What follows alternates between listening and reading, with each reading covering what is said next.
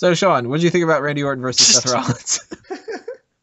I thought Randy Orton's classic on title was pretty badass with the shoulder pads and everything. And when he did the crossbody, I marked out because he hasn't done the crossbody in fucking forever since he was I like. wonder why he wore those shoulder pads on his elbows. I liked his new gear. Old I liked gear. it quite a bit. And I thought the RKO was fucking sick. Yes, that was pretty good. That was my move of the night. I would have felt sick after taking that. And yes, Seth Rollins lost, but we all know what happens at the end of the pay-per-view, and he made up for it. For anyone who says Orton can't wrestle, I think, or call him Randy Orton, I think not. Well, even though he's working with Seth Rollins, Orton knows how to tell a story when it comes to his wrestling. I know Wago is a big Orton fan as well, or at least he'll defend the man. But no, Orton is a great wrestler, and he might not put on classics, but damn, this is a really good match. I think I'd actually make an argue that Randy Orton is one of their best work. One of the two top wrestlers, and I'd argue he's better than Daniel Bryan in some aspects, just as Daniel Bryan's more of a spot fest guy. As far as just pure old school storytelling wrestling, Randy Orton's the biggest throwback they have to that, and he's one of the best workers they've got. And when it comes to like Joey, Mercury, and Jamie Nobles, they always take like some type of bump in like anything they do. So the double DDT spot onto the ground was nice, because why not? But yeah, it was a fantastic match, and I think they had a great ending sequence as well. Even though, unfortunately, they kind of devalue the curved stomp now because Orton kicked out of it after like no one was able to last year. But that was going to happen eventually. So overall, it was a fantastic match. Well, if they're going to do that, WrestleMania is the show to do it. Exactly. So you always have to hit more than one finisher to beat someone, anyways, unless your name is Rusev. And an interesting fact, I actually wanted Randy Orton to win this match. Oh, okay, you're not the Seth Rollins man we thought you were. Yeah, fucking hell, I think Drew should pick him before you.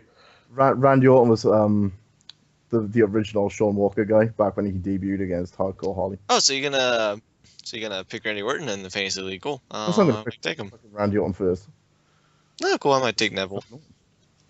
Norval. Fucking Neville. Norval Redenbacher. Normal. Yeah, so obviously Randy Orton wins with that RKO, which was very, very impressive. A lot of height that Rollins got on that. That was very cool. I thought this was a good match, though. I mean, it's something that, when you look back, I don't remember all that much about it other than the RKO. It wasn't like incredibly memorable spots and stuff like that, but it was solid. It was, it wasn't that boring style Randy Orton match that we get every once in a while. If you have a boring match with Randy Orton, it's normally your fault. Or it's just that they don't really care. I mean, it's a shitty pay-per-view or something like that. They're not going to pull out all the stops. So you look at the guys that Randy Orton actually has had shit matches with. They're guys that are normally guilty of having shit matches. So it is what it is. Yeah, and this matches with Triple H. Triple H has had some stinkers too. His matches with John Cena tend to be slow.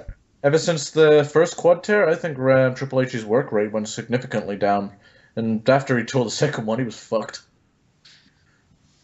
But that second Randy Orton John Cena match, at least the one in Hell in Cell, was good. Mm-hmm. As far as the spot goes with the RKO, I thought it was awesome. I thought the fan, when Mo had the fan which he flew Homer out on, I thought he'd grab Seth Rollins because he was up there for so long. It was fucking sweet. It was scary. I tell you what, I never pictured that spot before, and it was fucking cool. So every time I think that I've seen every RKO out of nowhere or thought it's got predictable, they come up with something new. Peyton, what do you think about this? You haven't really said all that much. I don't really have any more to add to it. I mean, it wasn't... I actually think it was kind of a disappointment of a match. I mean, there was a lot of us who were predicting this to be match of the night going into it, and it ended up being kind of a blob match compared to the rest of the card. It wasn't particularly bad, but there was only a couple things I remember from it. One of them is that awesome RKO at the end, and right before it, I remember Seth going to do the Phoenix Splash, which I still love that move, but he actually landed on his feet. That was crazy. Like a cat. A hungry cat. The ending sequence is probably the thing people remember the most about the match, because that was like the really good part about it. Started kind of slow, but it picked up as it went. Now that he has the WWE title, is he still hungry? Oh, of course. Probably. Well, I mean, if he couldn't get a house and he was still homeless when he was Money in the Bank, he's gotta be still hungry. Yeah. To touch on like match quality, I think this was a solid match. It wasn't anything special, and I think what hurt it was how good the rest of the fucking card was. By any other standard, if it was on a pay-per-view, people would actually be talking a lot about this match, I think. It's just that it got lost with how much was on WrestleMania, and that's how it should be. WrestleMania should just be full of good matches. Agreed. So we are going to continue on here. One of the biggest matches of the night is up next: Sting versus Triple H.